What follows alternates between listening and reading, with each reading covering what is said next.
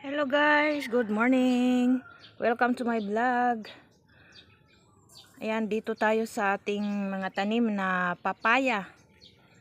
Ayan, itong maliit, wala pang bunga.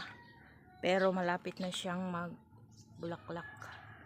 Ito daw ang kanyang bulaklak.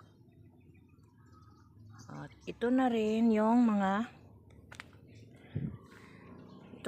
isa. Marami na siyang bunga. Ito guys, ito yung pinakamalaking bunga niya guys.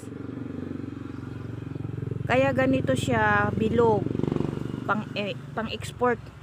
Pang-export ang ganitong klaseng papaya. Yung makapal yung kanyang balat. Yung yellow na, halimbawa yellow na yung kanyang balat pero matigas pang kanyang laman. Pang-export nga. Nabili namin to sa palengke o kahit saan mabili ito. At ang kanyang buto ay aking itinanim dito sa aming paligid, dito sa aming lote. Yan. Yung kanyang mga buto-buto nilagay ko lang dito sa lupa. Kaya ganito na siya ngayon.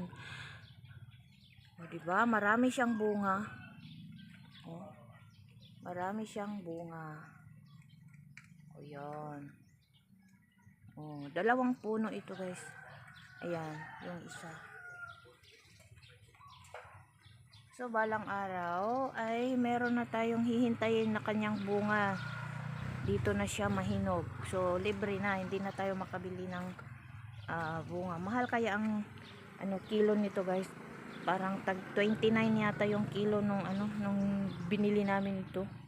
29 per kilo. Pang-export yan. Ayan. So, thank you so much for watching. Ito lang ang ating update sa ating tanim na papaya. Abang-abang. Kung mahinog na ito, ayan, pwede na kayong bumili dito. O kaya pwede ninyong matikman. O pag marami ng hinog,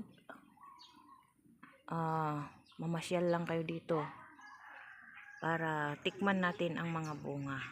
Thank you so much guys. Thank you so much.